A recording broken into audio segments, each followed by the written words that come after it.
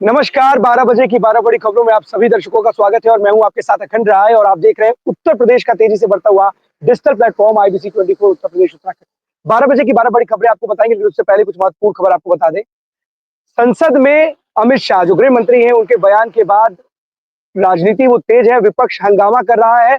बाबा साहब भीमराव अंबेडकर को लेकर के जो बयान दिया था अमित शाह ने, उसको लेकर विपक्ष राजनीति कर रहा है और कहीं ना कहीं सवालों के घेरे में खड़े करते हुए अमित शाह से इस्तीफा मांग रहा है और उनको बर्खास्त करने की मांग कर रहा है। लोकसभा में हंगामा कर रहा था, जिसके चलते लोकसभा अनिश्चितकालीन के लिए स्थगित कर दी गई है।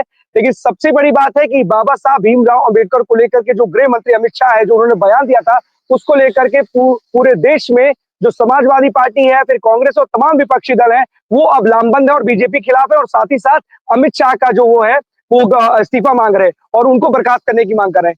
आज पूरे उत्तर प्रदेश में कांग्रेस जो है वो विरोध प्रदर्शन करेगी और डीएम के माध्यम से राष्ट्रपति महोदया को वो ज्ञापन देगी और उनके इस्तीफे की मांग करते हुए उनको बर्खास्त करने की मांग करेगी। इसी बीच समाजवादी पार्टी के मुखिया अखिलेश यादव ने भी अमित शाह के बयान को लेकर के नाराजगी जताई है और विरोध जताते हुए उन्होंने कहा है कि बाबा साहब भीमराव का अंबेडकर का जो अपमान किया है अमित शाह ने, उसके लिए उनको माफी मांगनी चाहिए और ऐसे दोबारा ना करने की बात करनी चाहिए। आइए आपको समाजवादी पार्टी के मुखिया को बयान सुनाते हैं, जिसमें उन्होंने अमित शाह पर हमला बोला है।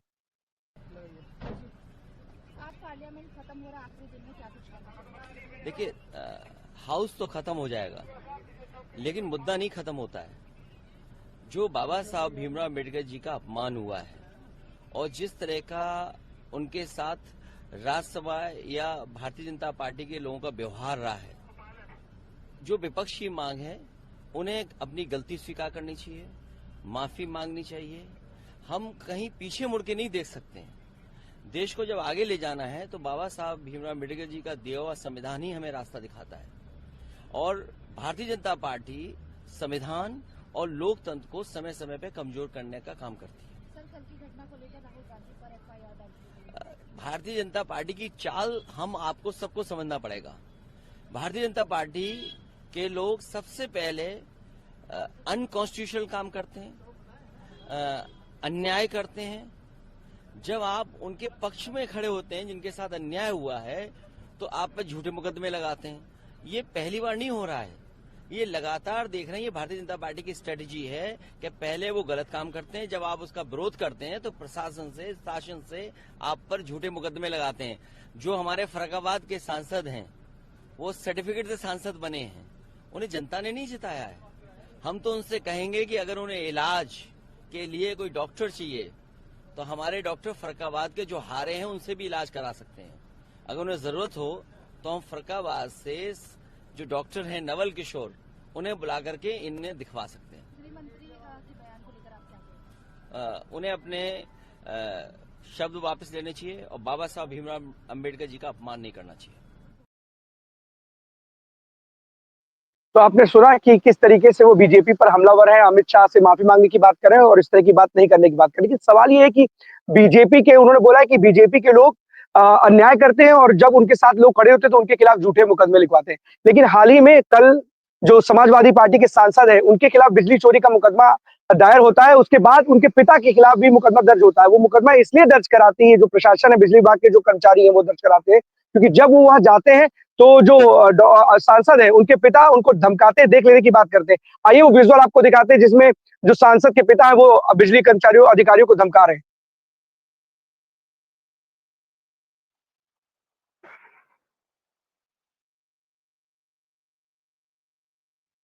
देखिए, सांसद के पिता का वो वीडियो है, जो विजुअल्स है, उसमें वो साफ तौर पे जो बिजली कर्मचारी है उनको वो धमकाते हुए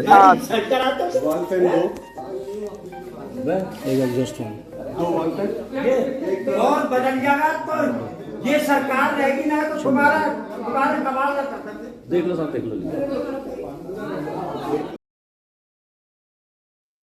तो आपने सुना, ये जो विजुअल है, जो वीडियो है, इसमें साफ तौर पर उनके पिता इस तरह से बोल रहे हैं कि सरकार बदलेगी ना तो तुम्हारा कबाड़ निकाल देंगे। तो जिस तरीके से बिजली चोरी का मामला सामने आया था, उसके खिलाफ, उनके सांसद के खिलाफ एफआईआर दर्ज हुई थी, उनके पिता के खिलाफ भी धमकाने के मामले में एफआईआर दर्ज हो गई है। वहीं इनके खिलाफ फाइन भी लगाया गया, करीब 2 करोड़ रुपए का फाइन लगाया गया है। तो बिजली चोरी को लेकर के अभियान चलाया जा रहा है पूरे संभल में और तमाम जो अधिकारी हैं, कर्मचारी वो सड़कों पर है। बात इस समय ये निकल कर के सामने आ रही है कि जो बिजली कर्मचारी हैं या अधिकारी हैं, उस इलाके में ही जाने से सहम जा रहे हैं, डर जाते थे। तो पुलिस उनके साथ जा रही है और जो के बिश्नोई वहाँ के एसपी हैं, वो जाके कर्मचारियों और अधिकारियों के साथ खड़े होकर के बोल रहे हैं कि इनके खिलाफ अगर किसी ने भी कोई कुछ भी किया तो वो बख्शा नहीं जाएगा, उनके खिलाफ प्रशासन कड़ी कार्रवाई करेगा। तो चलते हैं अपने सभी सहयोगियों के पास आज की बड़ी खबरों के लिए। हमारे सभी सहयोगी एक-एक करके हमारे साथ स्क्रीन पे जुड़ेंगे। तो सबसे पहले हमारे जो सहयोगी हमारे साथ जुड़ रहे हैं, अवनीश के पास चलते हैं। अवनीश, कानपुर से कौन सी बड़ी खबर है आज की? अखंड जी, लगातार एक खबर को हम लोग अपडेट कर रहे हैं और वो खबर जो है पुलिस महकमे को लेकर के है। हम लोग डेली उस पर बात करते हैं। जो अभी उसमें जो नया अपडेट है वो ये है कि मोहसिन खान को जो है अरेस्टिंग पे जो है रोक लगा दी गई। हाईकोर्ट का दरवाजा उन्होंने खड़खड़ाया था, जिसके बाद में अरेस्टिंग पे और जो आगे का जो जांच है उसको लेकर के हाईकोर्ट ने रोक लगा दी है।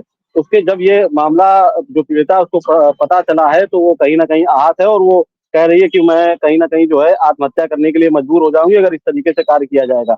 सबसे बड़ी बात ये है कि जो पीड़िता है वो ये साफ तौर पे कह रही है कि मोहसिन खान के खिलाफ में जितने भी साक्ष्य है वो मैं देने को तैयार हूँ और जिस तरीके से मेरे ऊपर आरोप लगाया गया है कि मैं शादीशुदा हूँ, मैं 26 साल की अभी हूँ और जा करके मेरे गाँव में पता लगाया जा सकता है कि मेरी शादी हुई है कि नहीं हुई है। सबसे बड़ी बात ये है कि उसके ऊपर एक आरोप ये भी लगा था, एक ट्रोल किया जा रहा था कि पैसे को लेकर के कहीं न कहीं जो है मोहसिन खान को फँसाने का काम जो है पीड़िता ने किया है और उसपे वो जो है कहीं न कहीं वो ये भी कह रही है कि अगर कोई इस पे जानना चाहे तो मेरा पैकेज एक बार जान ले, क्योंकि मैं अपने गाँव की एक अकेली आईटीएन हूँ। मेरा पैकेज इतना है कि मैं कई लोगों को इस तरीके से रख सकती हूँ।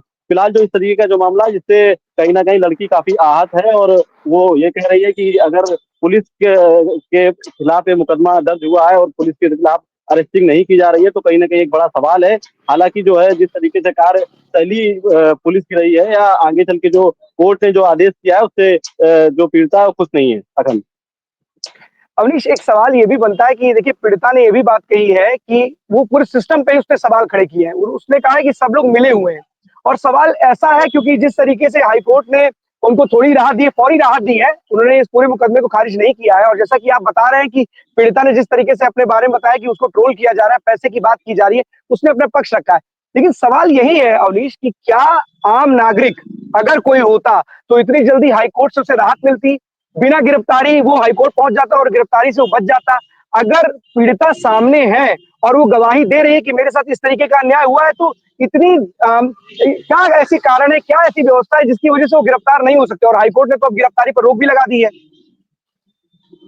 देखिए जो इस मामले को जो पूरा देख रहे हैं वकील गौरव दीक्षित जो पूरा इस मामले के लिए इनका पक्ष रख रहे हैं मोहसिन खान का, तो उनके ऊपर भी कहीं ना कहीं पीड़िता ने आरोप लगाया है और उसका साफ तौर पे कहना है कि गौरव दीक्षित लगातार जो है मुझको सर्च कर रहे हैं, मुझे जो है कहीं ना कहीं देख रहे हैं, सोशल मीडिया के माध्यम से मुझे देख रहे हैं। और जो बात आपने कही कि इनके खिलाफ में कोई कार्रवाई क्यों नहीं की जा रही है, तो आप जानते हैं क्योंकि पुलिस के खिलाफ में मामला दर्ज हुआ है और उनको अपनी एक जो साख है उसको बचाना भी है। और सबसे बड़ी बात यह है कि जो पीड़िता है वो ये भी कह रही है कि जिस तरीके से पुलिस की कार्रवाई रही है उसमें तुरंत इनकी जो है अरेस्टिंग करने के बाद में कहीं ना कहीं जांच शुरू करनी थी, लेकिन जो नहीं किया गया है। तो जो जो ये सब लोग मुझे ट्रोल कर रहे हैं वो गैर भाजपा के लोग हैं जो मुझे ट्रोल कर रहे हैं और जो जो मुझे सपोर्ट कर रहे हैं मैं उनका धन्यवाद जरूर करती हूँ, लेकिन जो मेरे साथ हुआ है वो गलत है और मैं कहीं ना कहीं अगर ये कार्रवाई इस पे नहीं की गई तो मैं मजबूर हो जाऊंगी कि मुझे कोई ऐसा कदम उठाना पड़े जो सही ना हो। अखंड। एक सवाल ये भी उठता है कि लोग मरे हुए पे राजनीति करते हैं। जब कोई पीड़िता या इस तरह के साथ उसके साथ घटना घट जाती है तो मरे हुए लोगों पर राजनीति होती है, लेकिन एक जिंदा बेटी न्याय की गुहार लगा रही है और उसके खिलाफ मामला चल रहा है, लेकिन कहीं ना कहीं वो आहत जरूर है क्योंकि उसको लोग ट्रोल कर रहे हैं। एक बच्ची को एक बेटी को, इस देश की बेटी को इस तरीके से लोग जो ट्रोल कर रहे हैं उनको सबक लेना चाहिए। किसी ने पहली बात तो उसके साथ गलत काम किया है और अगर उसको न्याय नहीं मिल रहा है तो क्या करेगी? और अगर आत्महत्या जैसी अगर वो बातें कर रही है, अगर वो कर लेती है, ऐसा कदम उठा लेती तो उसके लिए जिम्मेदार होगा कौन आखिर? बिल्कुल सही बात है कर्ण कि जिस तरीके से एक पीड़िता है उसको ट्रोल किया जा रहा है और उसने ये भी कहा है कि जो चीजें कुछ और इसमें जोड़ना चाहूंगा कि ये कहा है कि जिस तरीके से कहा जा रहा है कि फंसाने का कार्य किया गया है, तो मेरे पास में सारे ऐसे सबूत हैं और वो यहाँ तक सबूत देने को तैयार है कि जो मोहसिन खान है उसने मेरे साथ में इंटरकोर्स भी किया, जिसको लेकर के कहीं ना कहीं जो लगातार जो है डेली हमसे मिलने आते थे, डेली जो है मेरे साथ में इन्होंने समय बिताया है और जो एक इस तरीके की जो बातचीत होती है सोशल मीडिया पे जो अच्छी नहीं होती है, कहा जाता है कि गलत तरीके से जो बातचीत होती है, इन सबका एक जो है खाका तैयार करके उस पीड़िता ने रखा हुआ है। सवाल बस यही है कि सब तरीके के साक्ष्य है, उसके बाद भी मोहसिन खान पे कार्रवाई क्यों नहीं हो रही है।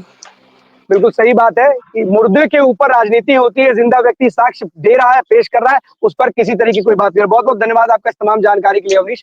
अब चलते हैं अपूर्व के पास। आज सूबे के सीएम मुख्यमंत्री अयोध्या पहुंचे हुए और अपूर्व जैसा कि दिखा भी रहे थे कि जो सूबे के सीएम का जो फ्लीट है वो इनके पीछे से गुजर रहा है। अयोध्या में आज सीएम योगी है। अपूर्व, कैसे आज क्या कुछ योजनाएं, कौन सी कार्य योजनाओं को लेकर कौन सी बैठक में वो शामिल होंगी?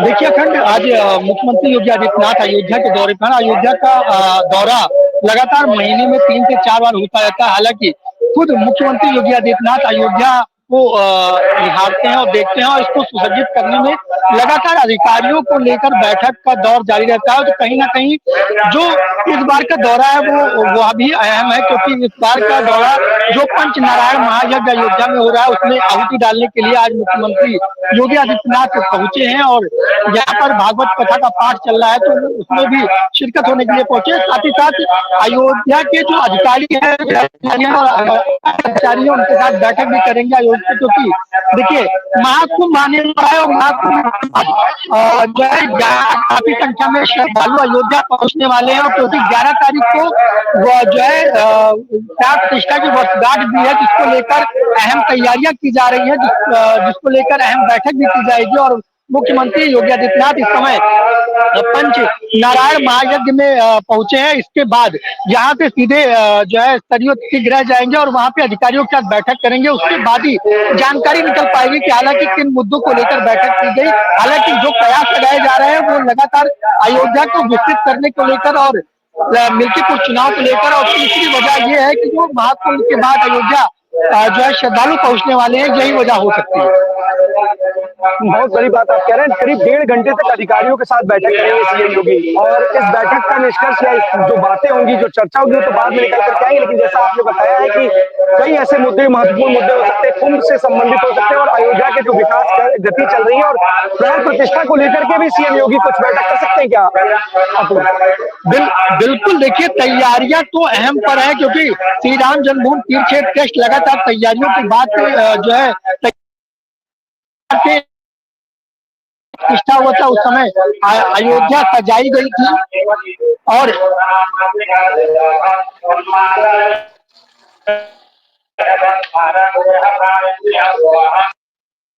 क्या कर? हेलो, क्या आवाज आ रही है? आवाज आ रही है, आवाज आ रही है, बताइए। अखंड आवाज आ रही है? आ रही आवाज आ रही है आपकी, आ रही है। देखिए जिस प्रकार श्री राम जन्मभूमि तीर्थ क्षेत्र जी श्री राम जन्मभूमि तीर्थ क्षेत्र ट्रस्ट लगातार तैयारियों में जुटा हुआ है, कहीं ना कहीं यह भी अहम बैठक हो सकती है, क्योंकि पहली वर्षगांठ है और जो रामलला का दर्शन के लिए कुछ भक्त छूट गए हैं और कुछ वर्षगांठ में आना चाहते हैं, तो उसको लेकर विशेष तैयारियां जो की जा रही है उसको लेकर भी अहम बैठक मुख्यमंत्री योगी आदित्यनाथ आज कर सकते हैं। बिल्कुल सही बात है कि कई लोग छूट चुके हैं और वो छूटे हुए लोग आकर के इस समय दर्शन करना चाहते होंगे और तमाम युद्ध स्तर पर तैयारियां जो है अयोध्या में जारी है और उसकी समीक्षा बैठक भी कर सकते हैं। बहुत बहुत धन्यवाद आपका इस महत्वपूर्ण जानकारी के लिए अपूर्व। अब चलते ज्ञानेंद्र के पास। ज्ञानेंद्र, प्रतापगढ़ का जो हाल है, नगर पालिका का जो चुनाव है उसका रिजल्ट आ गया है और जो बागी तेवर दिखा रहे थे बीजेपी के लोग, उनको भी बड़ा झटका लगा है और समाजवादी पार्टी को तो झटका लगा ही है। अब सवाल ये है कि जो बगावत के जो सुर बीजेपी के अंदर से देखने को मिले थे, उसका असर कितना देखने को मिला है इस चुनाव में, नगर पालिका के चुनाव में कितना असर देखने को मिला है, जरा आईबीसी के दर्शकों को बताएं। बिल्कुल, देखिए अखंड, आपको बता दें कि बागियों के लेकर के जब कल शाम को मैं जीत के बाद में प्रेमलता जी से मिलने गया था, तो वहां पर आपको बताते चले कि युवा मोर्चा के प्रदेश उपाध्यक्ष सूरज सोमवंशी समेत कई ऐसे दिग्गज नेता वहां पे बैठे थे और उनसे मेरी बात हो रही थी ऑफ द कैमरा। उन्होंने कैमरे पे बोलने से मना कर दिया, लेकिन ऑफ द कैमरा वो बोल रहे थे कि हम लोगों ने उनको समझाने का बहुत प्रयास किया। तो हमने एक चीज बोला कि आप उनके बहुत क्लोज मित्र हैं, रवि गुप्ता के सबसे क्लोज मित्र हैं। आप अगर बात करें, लखनऊ में मैचेस देखने जाते थे इकाना स्टेडियम में, सेल्फी डालते थे, आप नहीं समझा पाए तो फिर कौन समझा पाएगा? परिवहन मंत्री तक आए, आप नहीं, आपने उल्टे रवि गुप्ता का विरोध किया। लेकिन रवि गुप्ता की बात करें 4,335 वोट पाके और थर्ड नंबर पे आ जाना, ये काफी चौंकाने वाला बीजेपी के लिए रहा, क्योंकि बीजेपी इससे थोड़ा सा माइनस पॉइंट रही, क्योंकि एक तरीके से देखा जाए कि रवि गुप्ता के साथ अंदर खाने से बीजेपी के लोग, क्योंकि रवि गुप्ता कई बार बोल चुके थे कि हमारे साथ जो है अंदर के लोग हैं, बीजेपी से अंदर से सपोर्ट कर रहे हैं। आपको बात करें तो 25 वार्ड है, 25 वार्डों में अगर बात करें तो जो अगर गांव क्षेत्र की बात करें तो थोड़ा सा रवि गुप्ता वहां से डिफीट है। मेरे पास सारे प्रूफ है, मैंने एक एक बूथ का एनालिसिस किया, कल फेस टू फेस कार्यक्रम में भी मैंने भाजपा के पूर्व एमएलए धीरज ओझा भी बैठे थे, तो उनसे मैंने पूछा, हमने कहा रवि गुप्ता बाहर से तो कमजोर दिखे, लेकिन शहर में जब पोलिंग पड़ी है तो भाजपा में टक्कर देती नजर आए। सबसे ऊंची बात आपको बता दूं, जहाँ विधायक का आवास है वहां 3 बूथ थे, वहां उन तीनों बूथ पे रवि गुप्ता ने लीड दिया है। सबसे ऊंची बात ये रही कि 200 250 के अंतराल पे रवि गुप्ता लड़ रहे हैं और भाजपा 100 के आसपास ही टिकी रह गई। सपा दूर दूर तक वहां नहीं दिखाई दी, चलिए ठीक है सपा नहीं दिखाई दी, लेकिन और एक तरीके से निर्दलीय और भाजपा में टक्कर दिखाई दे रही थी, तो ये बड़ा अचंभा रहा। लेकिन एक चीज अब एक सवाल अगर बात ज्ञानेंद्र, करें एक सवाल आपसे, एक और हमारे आईबीसी के दर्शक भी जानना चाहेंगे, जो 18 पार्षद थे जो रवि गुप्ता जी के साथ थे या बीजेपी के खिलाफ थे, अब तो नगर पालिका जो अध्यक्ष है वो तो बन चुका है, तो जो अभी जो पार्षद जो विरोध में थे, क्या कुछ नजर आए आपको वहां पर उनके साथ की सारे के सारे सच में जिस समय विरोध स्टैंड जो उन्होंने ले रखा था पहले, आज भी उसी स्टैंड पे बरकरार है? हाँ बिल्कुल, देखिए 18 पार्षदों की तो बात नहीं कर सकता मैं, लेकिन हाँ मैं कुछ पार्षदों की बात इसलिए कर सकता हूँ क्योंकि उन 18 में से कुछ पार्षद भारतीय जनता पार्टी की के जो प्रत्याशी है जो जीती है प्रेमलता सिंह जी, उनके आवाज पे कल मुझे वो दिखाई दिए और खुशी जाहिर कर रहे थे कि चलिए हम लोगों ने जीत दिला दी। लेकिन जब मैं उनसे बात कर रहा था कि आप लोगों ने विरोध भी किया था, तो आप ये कह रहे थे कि 27 साल से बरकरार है, किसी और को मौका मिलना चाहिए, अब आप इन्हीं की आवाज से आए हैं, मिठाई खा रहे हो खिला रहे हैं, लड्डू खा रहे हो खिला भी रहे हैं, तो ये बताइए यही कि अब यही आपका यही जो ज्ञानेंद्र, आपसे जब पिछली बार बात हो रही थी, जब रवि गुप्ता जी आपके साथ थे, तो उस समय शायद अगर वो वीडियो देखेंगे तो उसमें कहा था कि जो लोग आज आपके साथ हैं, चुनाव के बाद, रिजल्ट के बाद वो आपका साथ छोड़ करके किसी और खेमे में नजर आएंगे, और होगा भी कुछ, और आपने तो दिखाया भी कि कैसे वो आपका उनका साथ छोड़ करके पार्षद के मतलब वो नगर पालिका के अध्यक्ष जीते हुए कैंडिडेट के साथ नजर आ रहे थे।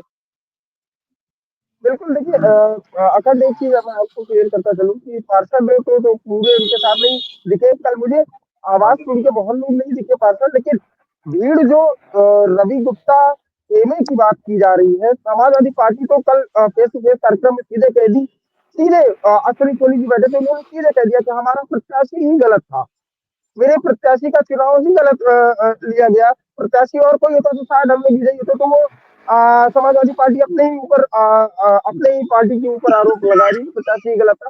लेकिन रवि गुप्ता की बात की जाए तो रवि गुप्ता का शहर में चर्चाओं का बहुत तेजी से गर्म है कि अब रवि गुप्ता के साथ क्या होगा, उनके चाचा श्री श्याम सुंदर साहू के साथ क्या होगा, ये देखने वाली बात होगी। फिलहाल भाजपा में खुशी का माहौल है, आज सुबह से ही भारतीय जनता पार्टी कार्यालय समेत और प्रियलता के आवास पे जलेबियां सजी, कल लड्डू बटे, आज जलेबियां वहां बट रही हैं। अखंड देखिए, अब रवि गुप्ता का ही क्या होगा, उनके चाचा का क्या होगा, तो उनको पहले ही पार्टी ने निलंबित कर रखा है 6 साल के लिए, कहीं ना कहीं निलंबित क्या निष्कासित कर रखा है। तो सवाल यही है कि अब उनका जो होगा वो मंजूर खुदा ही होगा, क्योंकि बीजेपी की जिसने बीजेपी ने जिस पर दाव लगाया था वो जीत गए। अब रवि गुप्ता जी का साथ छूट चुका है, उनके चाचा जी का साथ छूट चुका है, तो अब देखने वाली बात होगी रवि गुप्ता जी का अगला स्टैंड क्या होगा। बहुत बहुत धन्यवाद आपका इस तमाम जानकारी के लिए ज्ञानित। अब बाबू अभिषेक सिंह के पास चलते हैं। भदोही से कौन सी बड़ी खबर है अभिषेक सिंह आज की? अखंड जी, आईबीसी के सभी दर्शकों को मेरा नमस्कार। जैसा कि भदोही की बड़ी खबर आपको अखंड जी बताऊं तो भदोही में एक आशा की घर पे एक बड़ा मामला सामने आया, जहां एक गर्भवती महिला का गर्भपात का मामला सामने आ रहा है, जिसमें कि यह देखा जा रहा है कि उस महिला को मार्च के महीने में घर से बाहर निकाल दिया गया था। इसके बाद वह घर आना चाहिए, आने के उपरांत यह जानकारी उसके परिवार को मिली कि यह फिर से गर्भवती है। उसको गर्भपात की गोलियां खिलाकर जो है कि गर्भपात करा दिया गया। तो यह मामला जो है कि सुरयामा थाने में जाकर पहुंचा। सुरयामा थाने में जब ये विवाहित अपनी तहरीर दी, इसके बाद जो है मुकदमा पंजीकृत किया। तो वास्तव में यह मामला गर्भपात का है। तो जिस तरीके से पहले भी महिलाओं के साथ आ रहा है, तो यह लगातार कब तक होता रहेगा? महिला आयोग की उपाध्यक्ष आती हैं, सदस्य आते हैं, लेकिन महिलाएं जो है इतनी सुरक्षित नहीं रह पाती हैं। जी अखंड। नहीं तो एक्शन कुछ लिया गया है कि नहीं लिया गया इस पर कुछ? अभी कुछ धाराओं में बस जो है कि मामला पंजीकृत किया गया है। अब विवेचक के आधार पर फिर से जो है कि विवेचना होगी, उसके बाद क्रियाकलाप होगा। लेकिन मामला ये है कि इस तरीके की हैवानियत की जा रही है। अगर उस विवाहित बेटी को 2 बच्ची हो गई और तीसरी बच्ची होने की आशंका थी उसके परिवार को, तो उसको गर्भपात करा दिया गया। तो मामला ये है, बच्चियों के साथ इस तरीके का शोषण किया जा रहा है, ये बड़ा निंदनीय विषय है, उत्तर प्रदेश के लिए खासतौर पर। जिस तरीके से नहीं बेटी तो बचाओ बेटी देखिए, इस पढ़ाओ का तरीके अभियान की चल रहा है। किस इसको लेकर के क्या कोई, इसको लेकर के कोई क्या गाइडलाइन नहीं है क्या, कि कोई गाइडलाइन होनी चाहिए ना? और अगर गाइडलाइन है, अगर लापरवाही, जिसकी भी लापरवाही है, जो भी इसके लिए जिम्मेदार व्यक्ति है, उसके खिलाफ तो कार्रवाई करनी चाहिए। ऐसा थोड़ी ना कि बिना गाइडलाइन के आप कोई भी काम करते चले जाएंगे। और अगर गाइडलाइन नहीं है, अगर किसी ने अगर कोई भी कार्य ऐसा अनैतिक कार्य किया है, तो उसके खिलाफ तो कार्रवाई करनी चाहिए। ऐसा थोड़ी ना कि खाली आप आए, आपने फीता काटा, आकर के आपने निरीक्षण किया, निरीक्षण के आपने खाना खाना पूर्ति की, इससे थोड़ा ना काम चलेगा। जी, अखंड ये बताना चाहूँगी, आईबीसी 24 के दर्शक देखेंगे कि आईबीसी 24 इस महिला की आवाज़ को महिला जो उपाध्यक्ष हैं चारू चौधरी, जो भी भदोही शिरकत करने आई थी, उनसे भी सवाल रखेगा और कहीं न कहीं इस महिला को न्याय की गुहार लगाएगा आईबीसी 24। अब जी देखते हैं अखंड। कि न्याय की गुहार कितना न्याय दिला पाती है। गुहार बहुत लोग लगाते हैं, लेकिन उस न्याय की गुहार में न्याय किसको मिल पाता है, सवाल ये भी है। उपाध्यक्ष हो या फिर पुलिस के कर्मचारी हो, तमाम जो लोग ऐसे लोग हो जो जिम्मेदार, उनके खिलाफ कार्रवाई करें। जी बहुत बहुत धन्यवाद आपका इस तमाम जानकारी के लिए अभिषेक। आदर्श हमारे साथ जुड़ चुके हैं हरदोई से। आदर्श, हरदोई से कौन सी बड़ी खबर है आज की?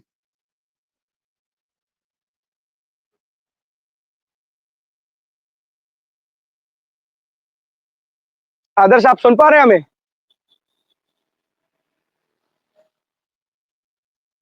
आदर्श का नेटवर्क, आदर्श, आदर्श सुन पा रहे हैं आप? आदर्श अनम्यूट कर दीजिए आप।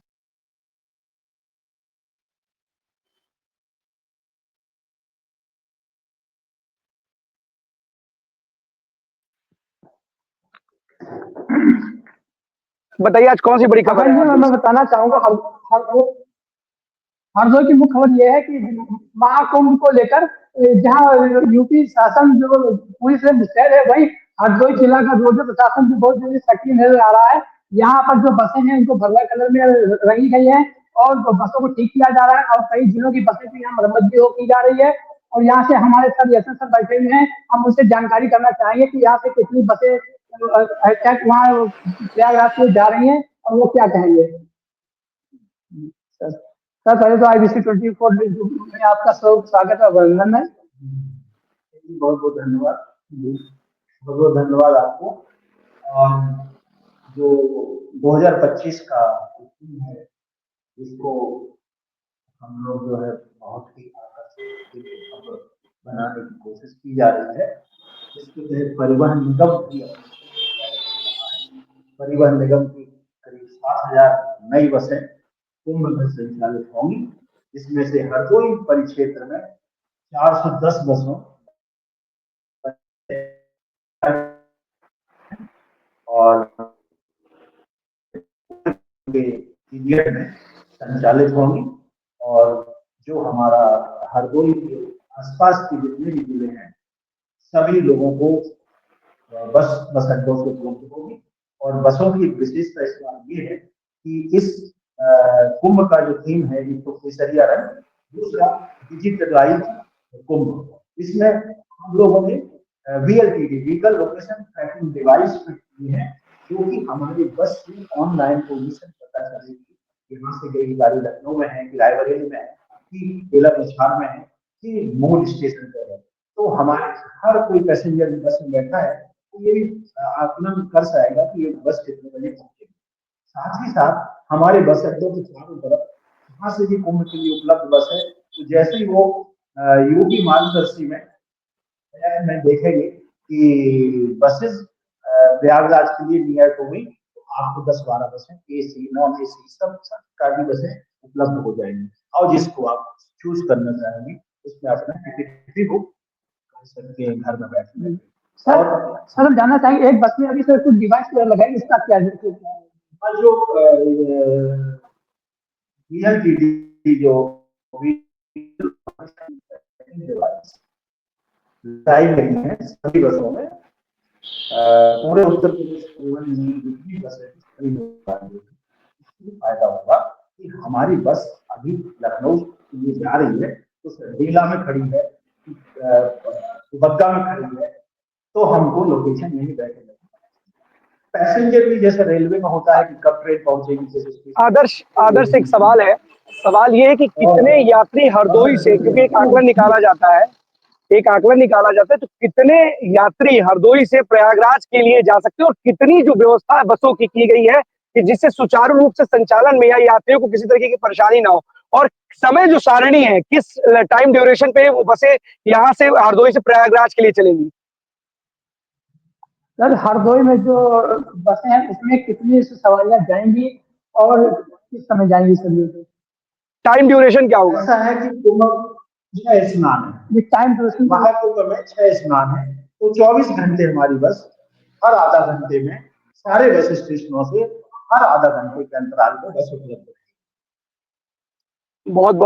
बहुत अच्छी पहल है आपकी, और इस पहल का जो हरदोई के जो निवासी हैं उनको लाभ मिलेगा, यात्री उनको लाभ मिलेगा, और कुंभ क्षेत्र में पहुंच करके अगर वो आसानी से पहुंचेंगे, क्योंकि कई बार देखा जाता है कि रोडवेज की जो बसें होती हैं वो खस्ता हाल स्थिति में होती हैं, जिसकी वजह से यात्री बचते हैं रोडवेज से चलने के लिए। लेकिन अगर इस तरीके की पहल होगी तो कहीं ना कहीं यात्रियों को बहुत सुविधा होगी। बहुत बहुत धन्यवाद आपका आदर्श इस महत्वपूर्ण जानकारी के लिए।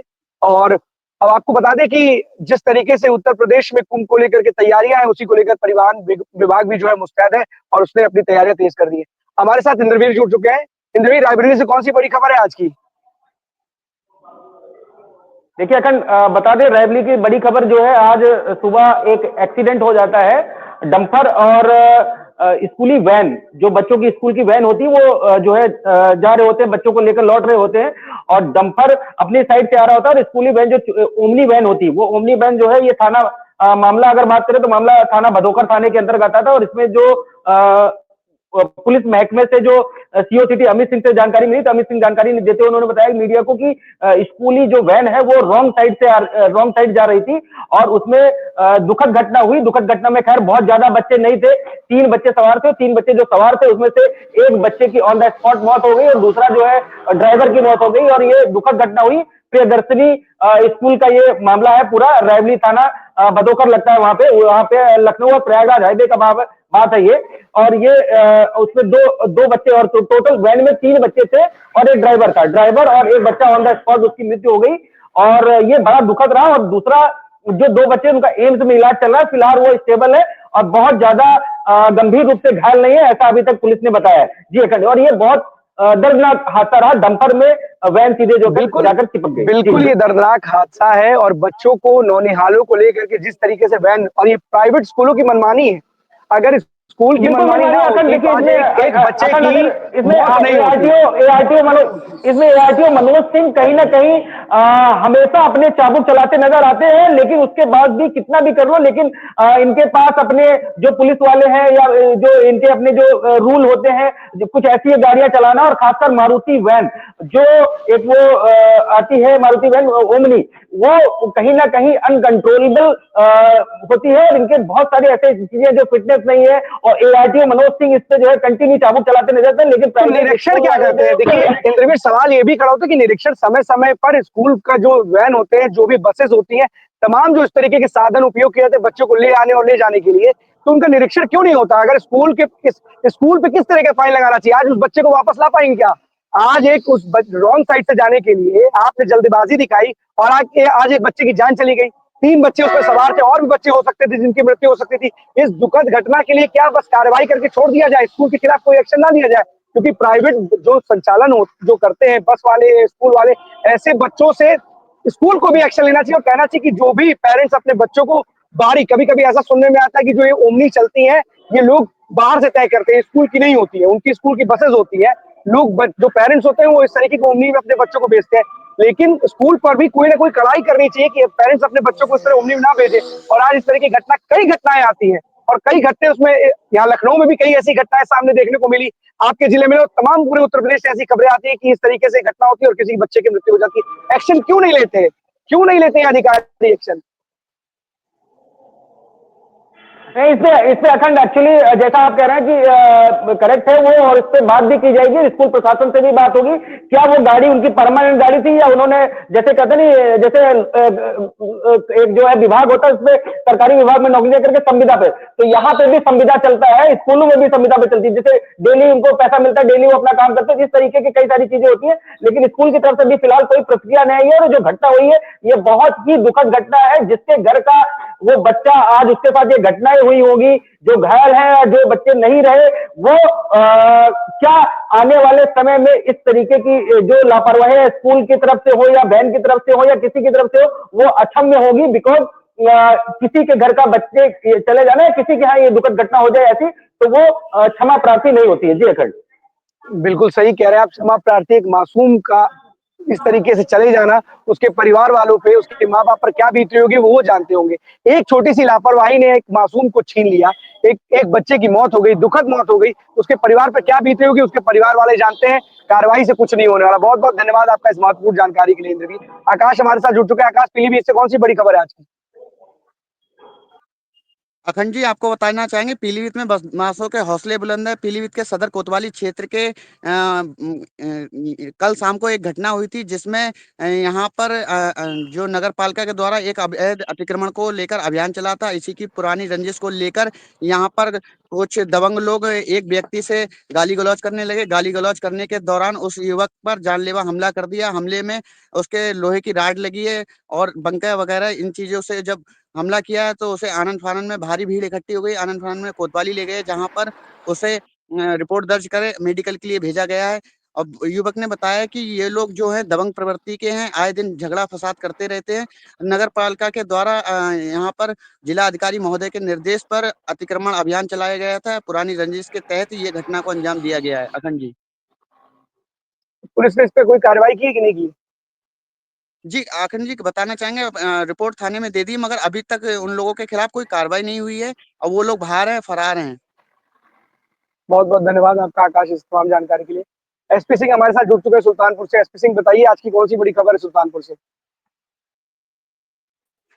आज हम यहाँ उपस्थित हैं नगर पालिका का जो ये बना हुआ है, आश्रम बना हुआ है, ठहरने के लिए यहाँ व्यवस्था की गई है। ये 4 महीना से हैंडओवर हुआ है, क्या नाम से, और देखिए ये स्थिति इनकी यहाँ ये बनी हुई है। इस यहाँ आने के लिए देखिए एकदम कच्चा रोड बना हुआ है। इस रोड पे रोड की कोई व्यवस्था नहीं है।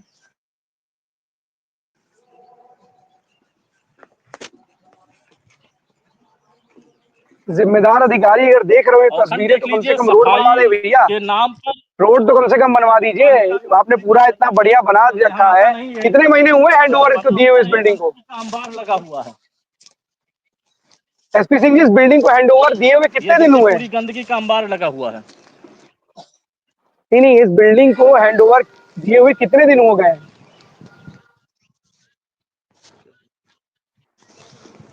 आप सुन पा रहे हैं एसपी सिंह जी?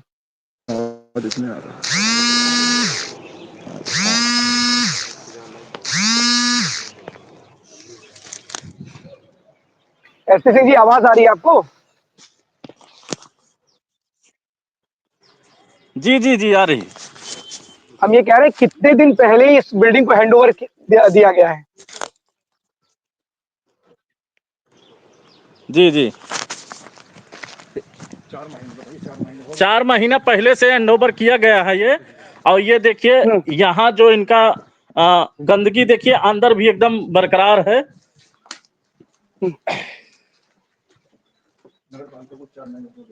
चार महीना पहले नगर पालिका को हैंड ओवर किया गया था।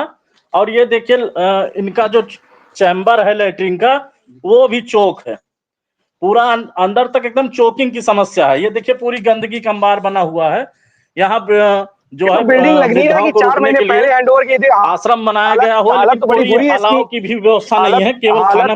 हालत तो बड़ी बुरी लग रही है इसकी।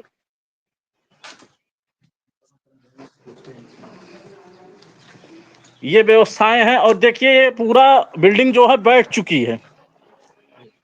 ये देखिए पूरी बिल्डिंग जो है ये बैठ चुकी है। यहाँ पानी पूरी बिल्डिंग में पानी भर जाता है। ये देखिए हैंड एकदम ओवर फिर लिया बिल्डिंग ही बैठ क्यों है चुकी यार, है। इस काम को ये कराया जो क्यों है जब दीवार बिल्डिंग भी है ध्वस्त ही हो जानी ये है? नहीं एसपी सिंह जी, सवाल ये है कि जब बिल्डिंग का हाल यही है तो बना क्या है इसमें? हैंडओवर लेके किया क्या गया? आज भी जर्जरी लग रही है बिल्डिंग, तो काम क्या हुआ? कुछ हुआ भी है कि बस खाली हैंडओवर हो गया है पैसा वैसा लेकर के? आज हम इनसे बात कराते हैं जो कर्मचारी यहाँ के हैं, क्या क्या व्यवस्थाएं इनसे पूछते हैं। आज भैया क्या नाम है और किस पद पे हैं यहाँ पे सर आप? मेरा नाम मनोज सिंह है। जी। मैं मैनेजर के पोस्ट पे यहाँ पे हूँ। क्या क्या व्यवस्थाएं यहाँ पे हैं भैया अभी? आप एक चीज बताइएगा, ये जो है रुकने के लिए पंखा है और बेड है। 50 व्यक्तियों की रहने की क्षमता है हमारे यहाँ। एसपी सिंह जी, गद्दा है, एक सवाल है इनसे, जरा ये पूछिए, ये कितने, ये जो निर्माण, इसमें क्या क्या निर्माण कार्य कराया गया हैंडओवर लेने से पहले? यही सारी व्यवस्था हमारे यहाँ है। लाइट है। नहीं, अलाव की कोई व्यवस्था नहीं की गई इस पे? सर अलाव के लिए लकड़ी वहाँ रखी गई है। जो व्यक्ति आते हैं एसपी सिंह जी, आवाज आ रही है आपको? अपना चलाया जाता है अलाव। नहीं, उतनी लकड़ी में आपका अलाव हो जाएगा सर? अभी उतनी तो है ही, जब यहाँ प्रवासी जो है 2-4 रह रहे हैं तब तक अपना चलता रहता है। जब वो उसके बाद मतलब इतना बड़ा जिला होने के बाद रेलवे स्टेशन, बस स्टेशन, हर जगह ऐसे वृद्ध लोग ऐसे पड़े हुए हैं और हर जगह ऐसे घूमते रहते हैं। और यहाँ केवल 50 की व्यवस्था है। 50 की व्यवस्था के अंतराल पर यहाँ ऐसे आप ये व्यवस्था है, यही लकड़ी का एक बोटा रख दिया गया है। इसी से शासन प्रशासन बता रहा है कि पूरी व्यवस्थाएं की गई हैं। सर यहाँ पे देखिए, व्यवस्था खाना पूर्ति के लिए होती है। एसपी सिंह जी, सुन पा रहे हैं आप? समझ में ये है आपके सामने। जी जी।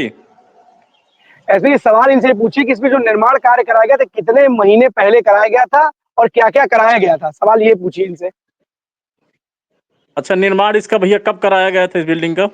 सर ये निर्माण हम लोगों जब एनजीओ चला रही थी तो इसका हमें जो है इसका मिला था 22 फरवरी दूसरा महीना 2019 में हमें ये मिला था संस्था से। संस्था से मिला था? संस्था से मिला था। अब ये इसका निर्माण हो सकता हो 2016 में हुआ हो, इसको हम नहीं डिटेल नहीं बता सकते। अच्छा, 2016 में इसका निर्माण हुआ था? हाँ, हम लोगों को मिला है 2019। अच्छा, 2019 में मिला है। और ये 4 महीना पहले से हैंडओवर हुआ है इनको नगर पालिका को? 29 जुलाई को हुआ है। 29 जुलाई। अखंड जी, 29 जुलाई को नगर पालिका को हैंडओवर किया गया है। कि नगर पालिका क्या करता है, क्या इस जो बेसुध या जो वहाँ के हालात है उसको कितना बदल पाता है, ये देखने वाली बात होगी। क्योंकि बिल्डिंग बनी हुई है और जो स्थिति है वो बड़ी जर्जर है। नगर पालिका इसका अगर सुधार कर देगा तो बड़ी कृपा होगी वहां पे लोग जो ठहरे होंगे, क्योंकि अपनी जिम्मेदारियों से तो वैसे भी भागते हैं। अगर उन्हें कर दिया तो बड़ी कृपा होगी। बहुत बहुत धन्यवाद आपका इस महत्वपूर्ण जानकारी के लिए एसपी सिंह। 12 बजे 12 बड़ी खबरों में आज के लिए बस इतना ही। कल हम आपके सामने फिर होंगे हाजिर 12 बड़ी खबरों के साथ। तब तक के लिए हमें दीजिए इजाजत। धन्यवाद।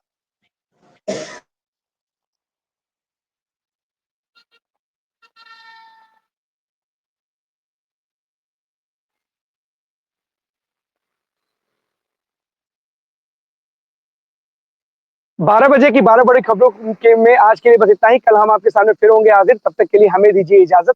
हम आपके सामने फिर से होंगे हाजिर। बहुत बहुत धन्यवाद।